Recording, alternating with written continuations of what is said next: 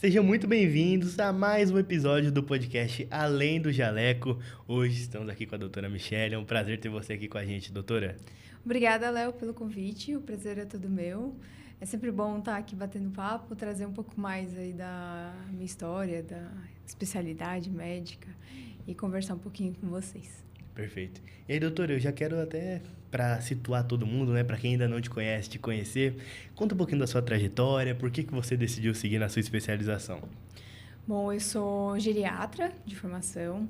Eu fiz medicina lá em Santa Catarina, na cidade que eu nasci, que é Criciúma, uma universidade um pouco menor do que as que são tradicionais aqui de São Paulo, mas excelente. E eu vim para cá, para São Paulo, para fazer especialização. Então, por um acaso, eu acabei passando na residência do Sírio, que foi a única que eu prestei para São Paulo, o resto era tudo para o Sul. Então, fiz Porto Alegre, Santa Catarina ali. E aí eu fiz a prova do Sírio por fazer e acabei passando, vim para São Paulo, fiz clínica médica no Sírio, me encantei assim com o hospital, porque a minha formação acadêmica eu não tinha contato com o hospital de ponta. E quando eu descobri isso aqui em São Paulo, eu fiquei, nossa, isso aqui realmente existe no Brasil? Parece outros países, né? Parece, sei lá, Europa, América do Norte, enfim. Aí eu fiz, então, clínica médica. E aí, durante a clínica toda, eu quis fazer cardiologia. Queria fazer cardio, porque eu achava muito legal a teoria. Depois eu queria fazer hemodinâmica, que é para fazer cateterismo. E eu fui, ao longo do tempo, parando para realmente pensar na vida que eu queria levar, em como que a especialidade podia me trazer aquilo que eu queria. E aí eu encontrei a geriatria. Eu já conhecia a geriatria lá da faculdade, tinha uma grande professora que foi importante nesse conhecimento, que me fez abrir os olhos para a geriatria, a doutora Cláudia, na época. E aí eu decidi abandonar a ideia da cardiologia e seguir para a geriatria. E eu fui fazer geriatria, felizmente eu consegui passar em diversos hospitais, e aí eu escolhi ir para o Einstein,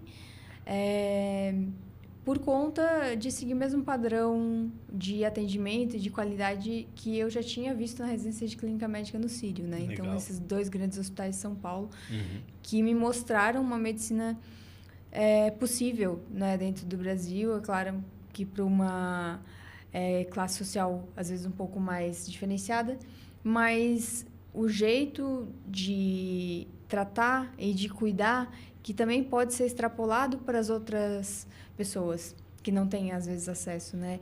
E essa forma de cuidado e de visão da medicina me fez escolher esses hospitais. E a geriatria, por conta da qualidade de vida e da proposta da especialidade em si, que eu vejo que ela é uma especialidade fim por si só, porque ela cuida das pessoas por inteiro, né? Tem muita questão de que o envelhecimento do Brasil vem numa toada aí cada vez maior. Hoje em dia, a população 60 a mais já passou a população de 14, 15 anos, né? Sim. Então, a nossa pirâmide já inverteu. E o cuidado geriátrico é um cuidado muito amplo. É um cuidado que você tem com a pessoa da parte psíquica, da parte física, da parte da família. Então, isso me fez abrir muitos olhos para a geriatria e gostar realmente daquilo que eu escolhi fazer, né? Perfeito. E eu queria que você falasse também um pouquinho como que foi olhar para esses hospitais, né, e ver essa diferença que é para os outros, né, que você tinha o contato ali, né, que são hospitais, são referências tanto no Brasil, acredito que no mundo também, né? Sim, hoje o Einstein é o melhor hospital da América do Hemisfério Sul, né? Então, todo o Hemisfério Sul.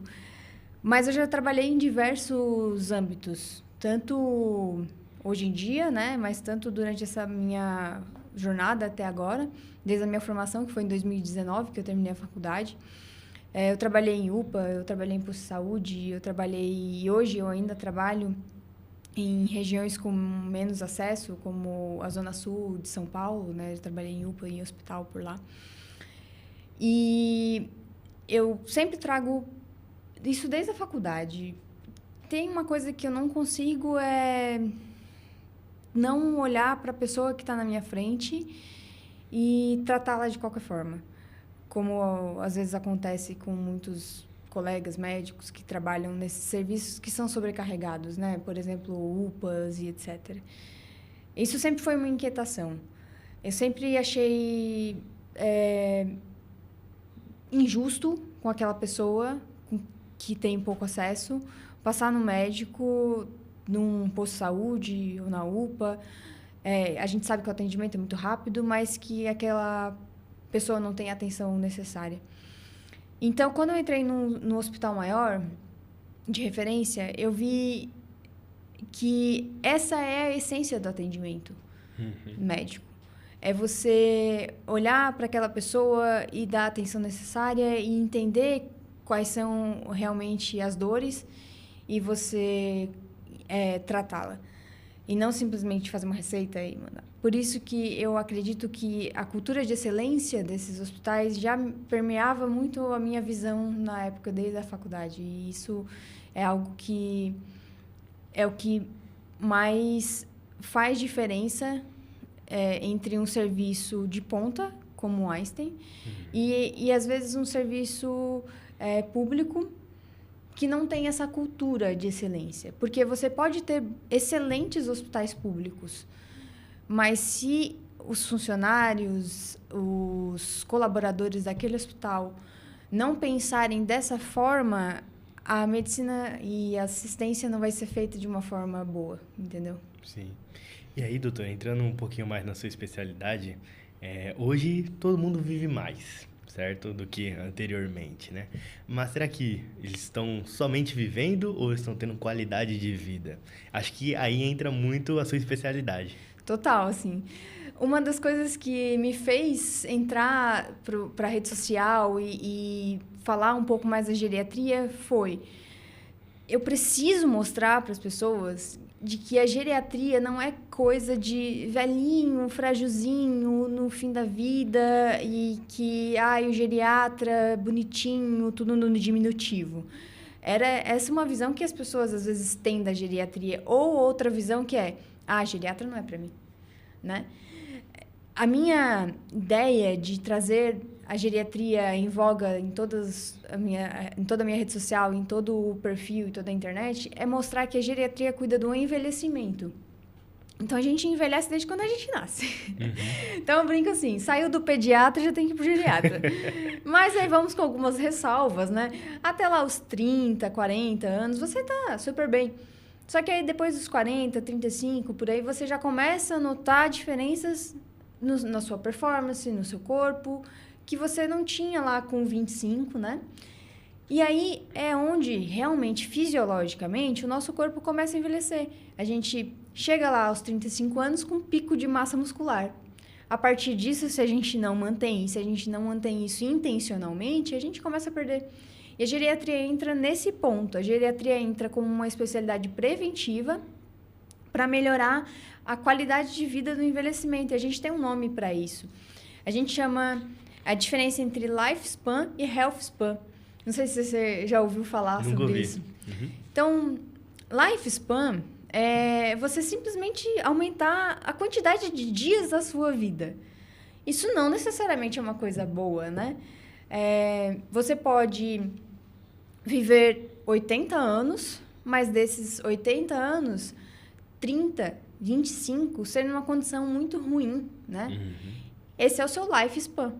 Mas você pode ter o seu health span, que é encurtar esse 25, 30 anos de vida ruim no final da vida para 5, 10, 2.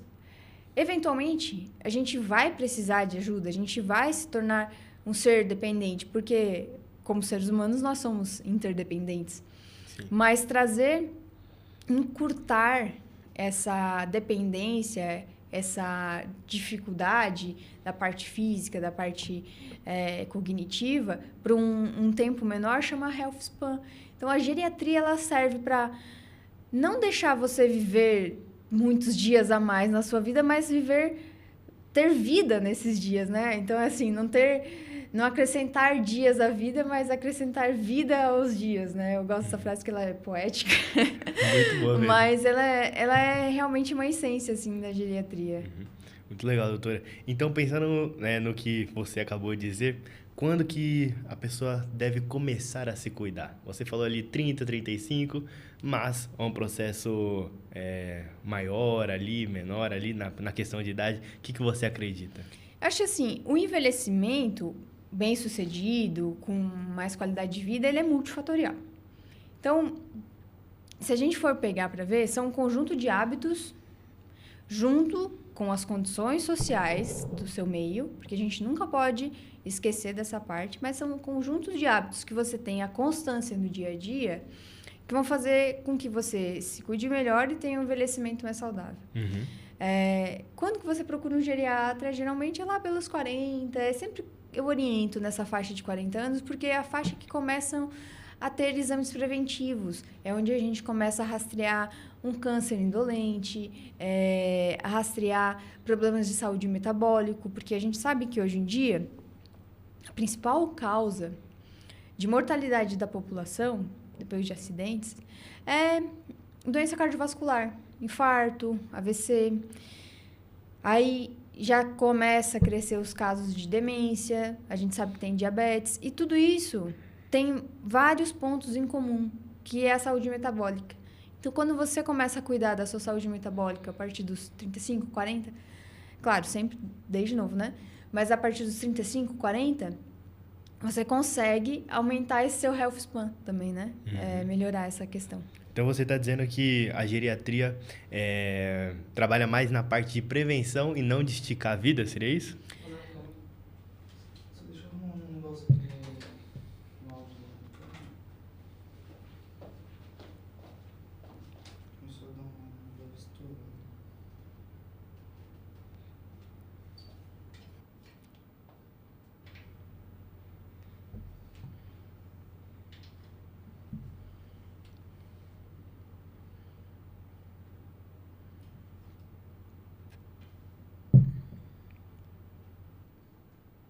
É legal esse cenário, né?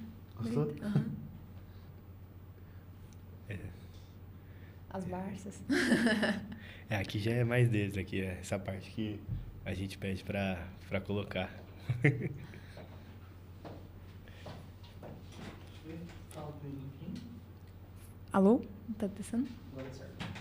Quer que volta ou não precisa? Volta a pergunta que você ia fazer de novo. Agora ou a Isso. que ela respondeu? Não, a que você ia fazer agora. Beleza. Agora eu preciso lembrar. Você ia perguntar se acha que geriatria é uma especialidade mais preventiva. Então, a geriatria é algo mais voltado à prevenção do que, por exemplo, a pessoa ter uma doença e estar mais nessa parte final. Seria isso? Também. A geriatria atua muito nessa prevenção, mas a partir do momento que a gente envelhece, o corpo muda totalmente.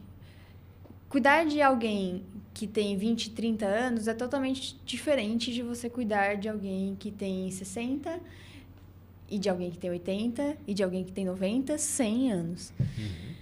Ao longo do envelhecimento, a gente vai tendo síndromes geriátricas que a gente fala na medicina. Então, existe fragilidade, sarcopenia, e aí você vai juntando, e eu gosto de fazer uma analogia com aquelas pedrinhas que a gente coloca no rio, sabe, na cachoeira, assim, vai empilhando uma pedrinha para tentar achar um equilíbrio. Ao longo da vida, a gente vai tendo diversas questões. Então, começa uma pressão alta, aí soma-se um diabetes, aí tem um problema de artrose. E se a gente não empilha direitinho essas pedrinhas, essas questões de saúde ao longo da vida, a gente tem um desequilíbrio, né? A gente vai ter essas condições ao longo da vida. A gente vai adoecer em algum momento, salvo conduto algumas pessoas, né? Mas o geriatra, ele equilibra para que você, mesmo com as condições que você tenha uma vida plena. Ou o melhor possível, né?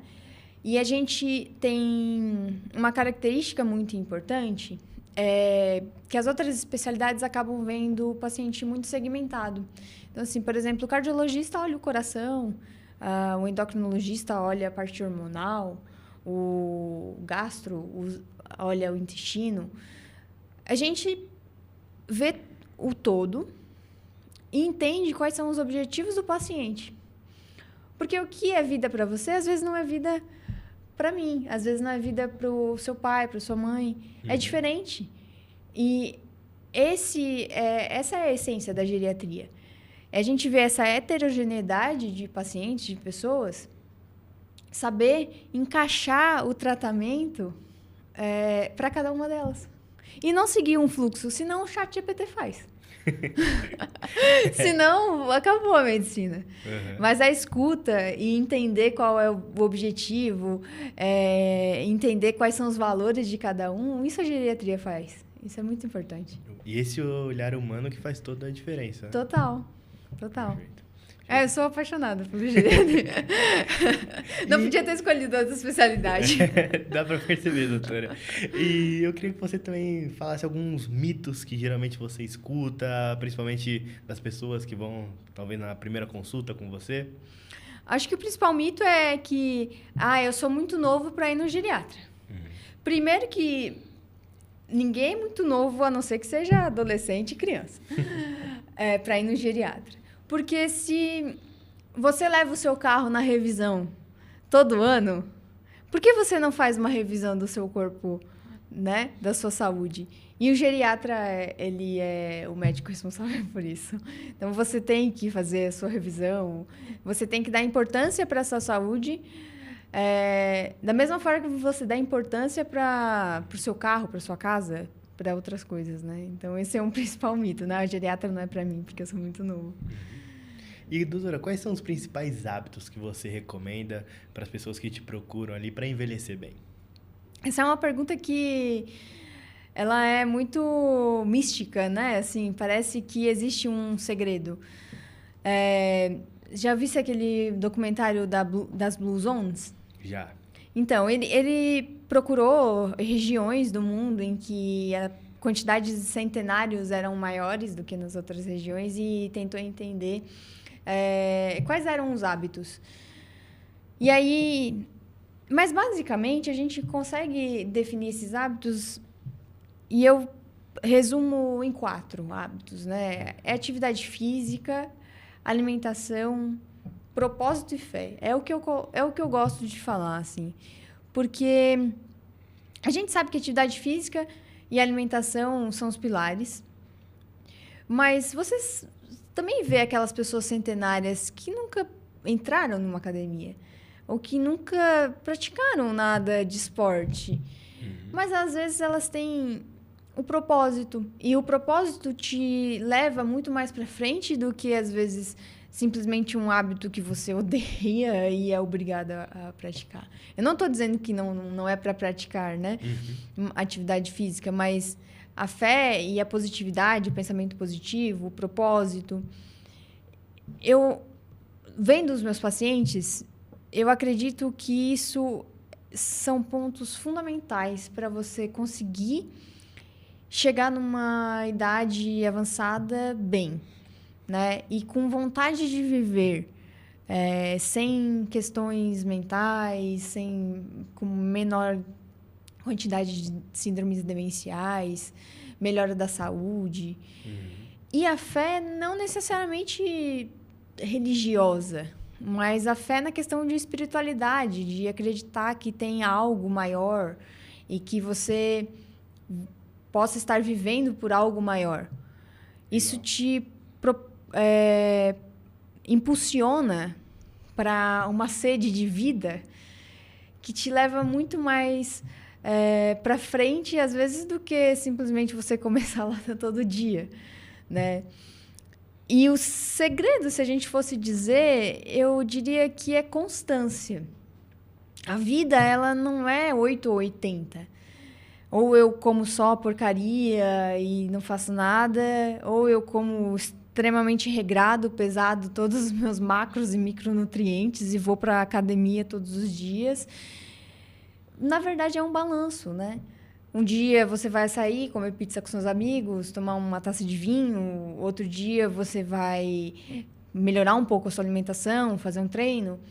E é assim, porque se a gente começa a ser muito rígido com as escolhas, a sua vida se torna um inferno. E aí você não tem constância. E a constância nessas atividades, nesses hábitos, é o segredo. Você não precisa ser 100% todos os dias, né? Mas tem ali um bom senso na vida, que é o que os pacientes centenários geralmente têm. Eu tenho uma paciente, tive uma paciente que era sobrevivente do Holocausto.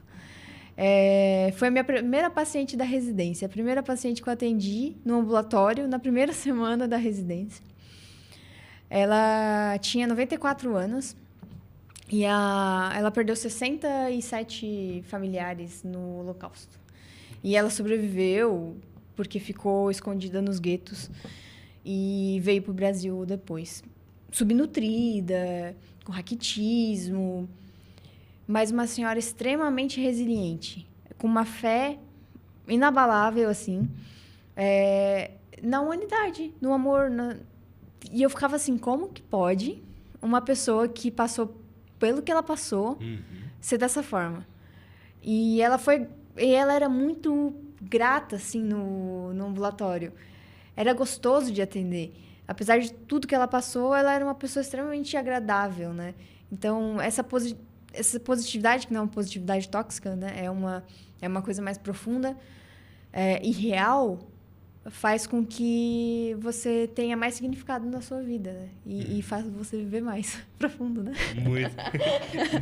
Mas é porque não é nada muito simples, né? A gente tem a mania na internet de falar que faça isso, toma um shot de limão com alho todos os dias de manhã, que você vai evitar todos os cânceres, vai ver. Não é, gente. Para de acreditar nisso. Isso é... Promessas milagrosas. Promessas milagrosas, né? Eu tenho um ranço dessas coisas que colocam na internet, sério. Até é um ponto interessante da gente tocar, doutora. A internet tem muita coisa boa, mas muita coisa ruim. E como que você produz conteúdo, né? Trouxe aqui pra gente. E como que é você lidar com isso, né? Porque, de fato, tem pessoas que estão ali para agregar, trazer mais informações, como é o seu caso, mas tem pessoas ali que, infelizmente, até por fazer coisas absurdas, acabam tendo uma notoriedade maior e acaba prejudicando outras pessoas que são leigas, não sabem sobre o assunto. Eu tenho fé ainda Tem que ser igual ela, né? O exemplo que você trouxe. Que eu tô fazendo o meu trabalho da maneira mais honesta possível e colocando a minha cabeça tranquila no travesseiro à noite. Gosto muito de ciência, gosto muito de coisas embasadas em ciência, estudo muito e sigo pessoas que têm a mesma linha de pensamento que eu. Existem bons influenciadores da parte de saúde. Infelizmente, existem muitas pessoas notórias que falam, né, fake news, trazem notícias ou trazem informações mais para ganhar likes do que para trazer de verdade aquela informação para as pessoas. Então, eu não quero ser isso. Eu quero ser alguém que a pessoa tenha confiança. Que eu tô ali para mostrar o que realmente eu vejo e tem benefício científico e tem comprovação, sem propagar caminhos fáceis, porque a gente sabe que não é assim, né? Sim. Infelizmente, no mundo, é muito mais difícil você ter uma notoriedade maior fazendo isso. Mas, se todos os bons profissionais fazerem isso, a gente já consegue combater grande parte dessas informações falsas que são disseminadas por outras pessoas que ou não têm especialidade ou não têm nem gabarito para falar sobre isso. Né? Perfeito. Doutora, eu quero entrar num ponto também que é muito interessante e saber a sua visão sobre o ambiente da pessoa ali, do idoso que às vezes nunca fez um esporte ou não tem ninguém próximo a ele que facilite ele a buscar, né, ter mais qualidade de vida. Como que é para você lidar também com esse ambiente dessas pessoas? É um desafio. O ambiente, o idoso, eu costumo dizer, se ele tem 80 anos, ele viveu 80 anos daquela forma. Quem sou eu, às vezes, para dizer para ele que não é para viver do jeito que ele viveu por 80 anos? E eu tenho plena consciência disso. O meu papel é de mostrar o que pode ser melhor para ele daqui para frente. E trazer a família e os cuidadores numa toada que consiga fazer com que o idoso adquira um pouco desses hábitos. Se for um pouquinho, eu já fico feliz. Se o meu paciente conseguir caminhar 20 minutos 2 vezes na semana e isso for o que ele consegue fazer, e eu sei que está fazendo bem para ele, eu já estou feliz. Porque é melhor do que nada. Então, trazer a família para o cuidado é essencial. E também porque a família, ela começa a ter hábitos semelhantes que vão fazer com que o idoso melhore, né? Então, eu acho que o apoio e o cuidado da família e cuidador é fundamental nesses aspectos. Perfeito. E, doutora, quais são os principais erros que você vê a maioria das pessoas cometendo ali que querem envelhecer bem? Eu acho que é procurar fórmula mágica em forma de cápsulas, principalmente suplemento na farmácia, na internet, que aparece vídeo. Com esse multivitamínico aqui, você vai ter mais energia, vai produzir 24 horas por dia, vai ter um sono bom. Enfim, isso não existe. Existe a constância nos seus hábitos. Então, o principal erro ao envelhecer bem é você ser extremamente rígido nas suas condutas, ou 880. Se preocupar demais com fórmulas mágicas, então pílulas e suplementos, né? A indústria wellness, hoje em dia, é cada vez mais em voga. E deixar a vida ser muito pesada, né? Então, se você é saudável porque você é saudável, não precisa ficar procurando pílulas e suplementos. Perfeito. E, doutora, quais são, na sua visão ali, né? Eu escuto muito de médicos que vêm aqui, né, conversar com a gente, que a proteína é fundamental ali para quem quer envelhecer bem. Qual que é essa relação? É fundamental. A gente sabe hoje em dia que uma das grandes síndromes geriátricas se chama osteosarcopenia. Osteosarcopenia é a perda de massa e função muscular associada à perda de massa óssea, né? A gente pode separar as duas em osteoporose e sarcopenia e juntar os dois termos falando osteosarcopenia. A partir dos 35 anos, a gente perde massa óssea e massa muscular, cerca de 1% ao ano. E o tecido muscular é um dos principais tecidos que controla o metabolismo da gente. Então, evita diabetes, evita resistência insulínica, melhora a parte cardiovascular. E se você não tem proteína, você não tem formação muscular. E hoje em dia a gente sabe que quando a gente envelhece, a gente tem preferência por alimentos mais molinhos, né? Miojo, bolacha no café, pão. E esses alimentos têm pouca proteína, aliado com o envelhecimento em que você tem dificuldade de formação muscular, você junta as duas coisas e aí começa a ter perda. Aí você não vai conseguir levantar do vaso sanitário, não vai conseguir levantar da cama, vai ter dificuldade de caminhar, vai começar a ter quedas. E queda em idoso leva a fratura de fêmur, e fratura de fêmur leva você a ficar acamado, e você ficar acamado leva a óbito. Então, você cuidar da sua massa muscular, ingerir uma quantidade adequada, que a gente chama aí de 1,2 a 1,5 gramas por quilo de proteína por dia, faz total diferença no envelhecimento saudável. Perfeito. E, doutora, qual mensagem você gostaria de passar para as pessoas que... Tenho certeza que muito provavelmente a gente vai ver mais de... Certeza eu não vou falar isso, né? Eu não sou da área. Mas muito provavelmente a gente vai viver ali próximos, até mais ali de 100 anos, né? Qual mensagem você quer deixar para o pessoal, para eles se cuidarem, para eles procurarem uma geriatra, um geriatra, para de fato eles envelhecerem da melhor maneira possível?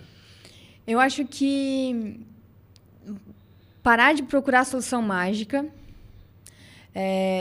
A internet, infelizmente, tem muita informação boa e ruim.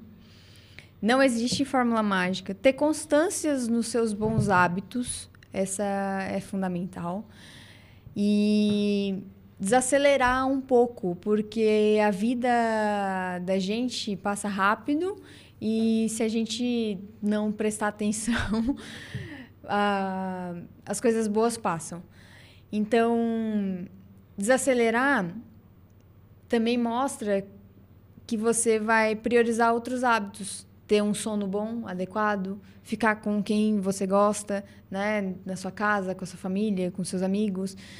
Que são coisas que, no fim da vida, sempre valem muito a pena do que um trabalho exaustivo, um dia sem dormir por conta de preocupações fugazes, né? Então, ter consciência plena do seu dia e dos seus hábitos vai fazer com que você tenha melhor consciência da sua vida. E aí você consegue tomar melhores escolhas ao longo da vida. Perfeito. E para o pessoal de casa que quer te conhecer mais, quais são suas redes sociais, onde você atua? Conta pra gente. Eu estou presente no Instagram. Meu Instagram é @ageriatra_. E trabalho em hospital, em clínica. Através da minha rede social, vocês vão conseguir me acompanhar, tem tudo por lá. Perfeito. Doutora, foi um prazer ter você aqui com a gente. Espero que você volte mais vezes e também que você tenha gostado. Foi um prazer estar aqui, bater esse papo e trazer a importância da geriatria para cá, para a rede social, para as pessoas que estão nos ouvindo e mostrar essa especialidade relativamente nova aí para as pessoas, né? Perfeito. Muito obrigado, doutora. E você que chegou até aqui, não se esqueça de se inscrever aqui no canal, deixar seu like para não perder nenhum conteúdo, que eu te espero no próximo episódio. Até mais!